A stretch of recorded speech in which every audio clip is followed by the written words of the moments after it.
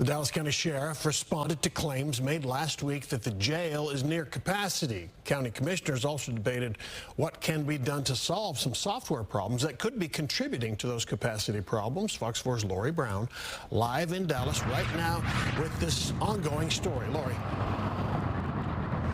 Steve, the sheriff told us that while the jail's capacity is a concern, it's not at capacity as some claimed last week. She did ask county commissioners to help solve the software issue, though, that sometimes delays the release of inmates.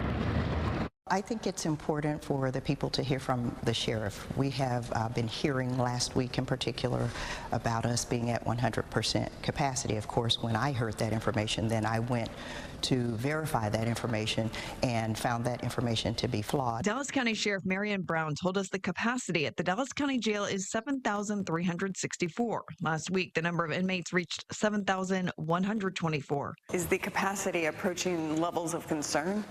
Oh, absolutely, absolutely. We are in the 90s, but again, it's one thing to be in the 90s and another thing to be actually at 100%, because we have established a number with the state that we said we're able to safely care for, and so that's our number. District Attorney John Creuzot blamed the high capacity in part on the county's software systems that don't communicate with each other. Are there people that are being released days, weeks after their release date? We are finding that there are people, because of the process and because of our system, the new system, if you will. I guess it's still new, it's 2 years old now, but because of the system, that some people are being caught. And so again, that's why we're doing the manual checks. Daily, we are doing manual checks because we're looking for those people.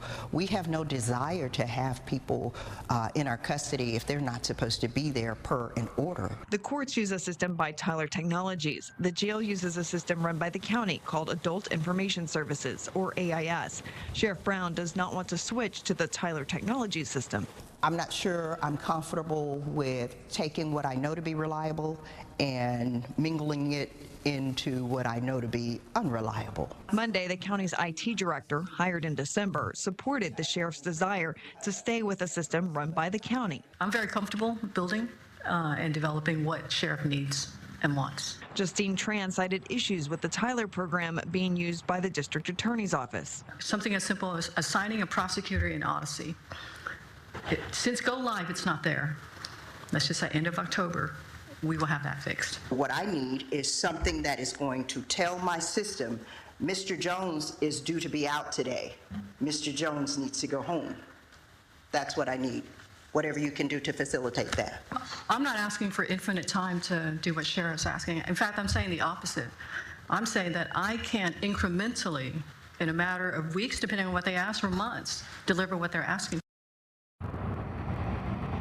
The county already paid Tyler Technologies $2.2 million to begin developing a system for the jail. In the end, the county's IT director said that it will still save taxpayers money for the county to update its own software. Steve.